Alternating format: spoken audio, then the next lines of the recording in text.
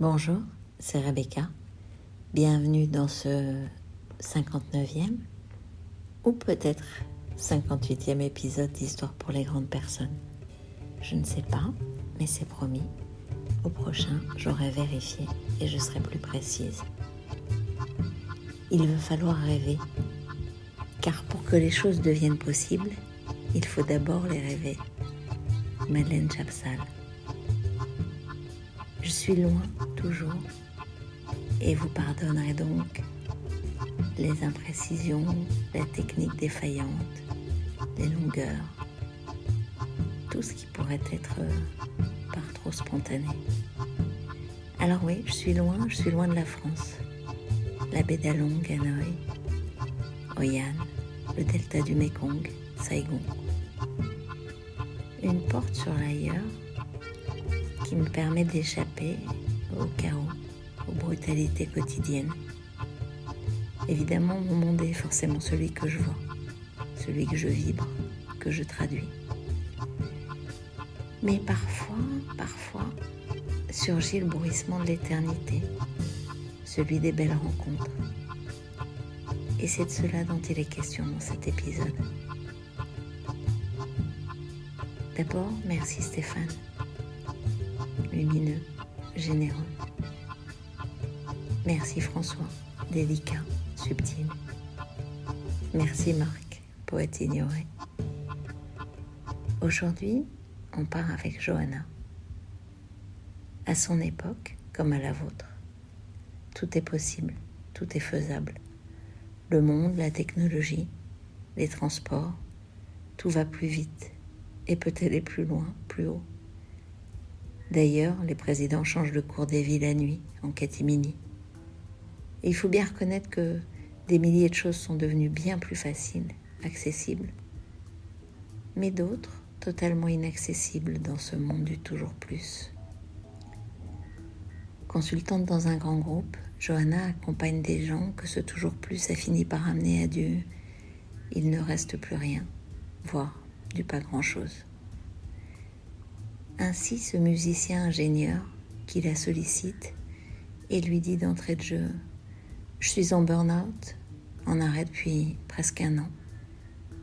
Je veux que tu m'accompagnes pour retourner à mon poste dans 2 mois. Et je veux que dans 3 mois, nous en ayons terminé. » Elle sait alors lui dire non. Tu ne vas pas recommencer avec moi, ce qui fait qu'un matin, tu t'es mis à pleurer, à n'en plus finir, que ton corps a perdu la bataille, ton mental t'a déjà mis KO. Cela voudrait-il dire que, en 1 an, tu n'as rien appris? Alors, ce pourrait être avec moi, Rouslan, mais à mes conditions. Sinon, ce sera sans moi. Sans doute s'est-il senti sécurisé. Je veux que ce soit avec toi. Je vais faire un effort. Il est éteint parmi les autres, Rouslan. Pourtant, il y avait quelque chose de sa très grande sensibilité qui la touchait, qui résonnait. Elle écoutait son parcours. Elle questionnait, clarifiait, confrontait en douceur. Comment s'était-il laissé embarquer jusqu'à frotter la route rugueuse de sa vie, directement avec ses coudes, ses mains, son cœur?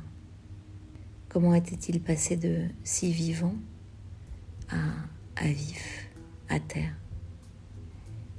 Ils étaient nombreux, ces hommes, ces femmes, ces jeunes et vieux à s'égarer, pour finir par revenir à leur essentiel, exsangue, chaos.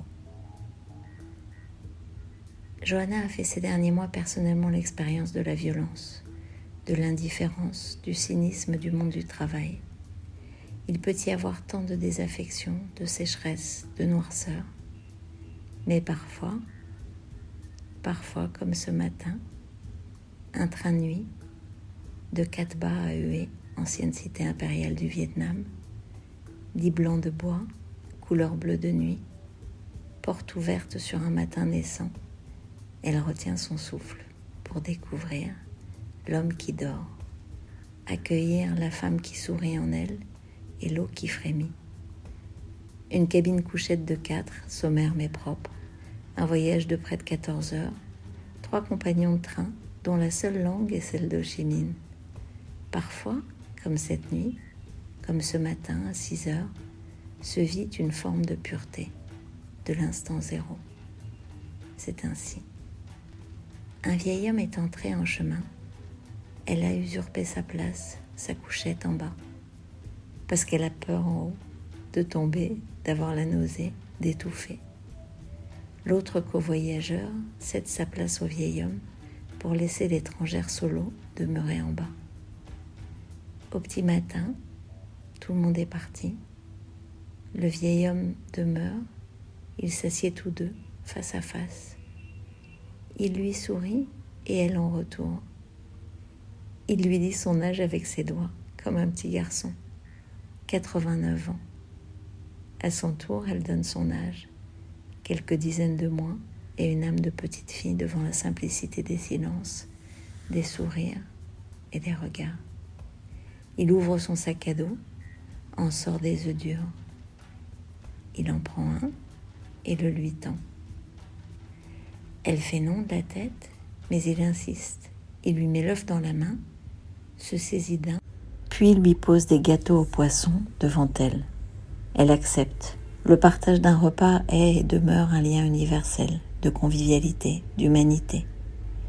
Au passage du café en chariot, elle bataille un peu pour offrir le sien à son généreux donateur. Il accepte, sourit, et après ce frugal repas sort sa boîte à cure-dents.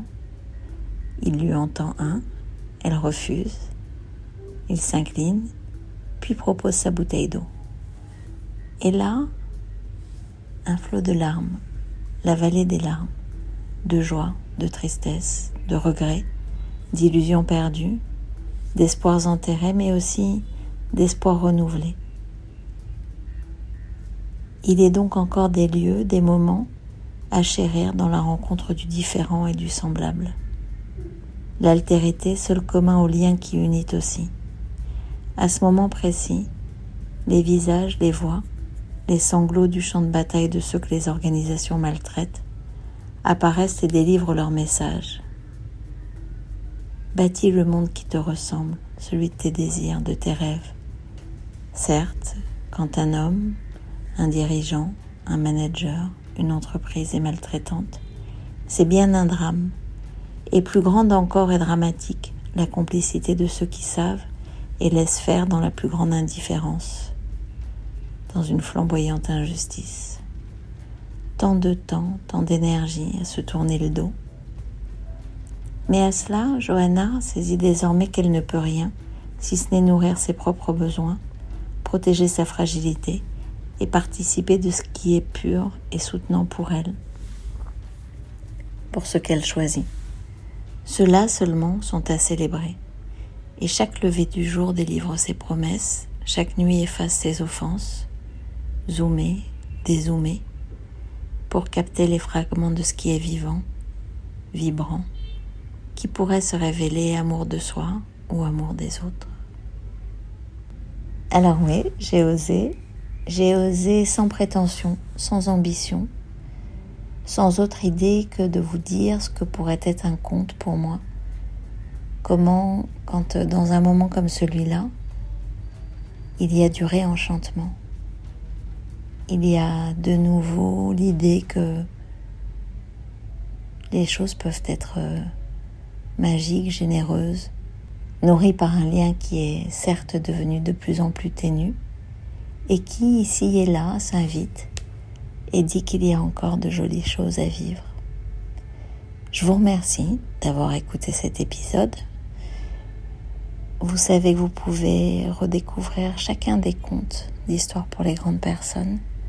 Toutes les histoires sont indépendantes. Vous savez que vous pouvez, et je vous y invite, vous abonner sur Spotify, sur Deezer, sur Google, sur Apple Podcast.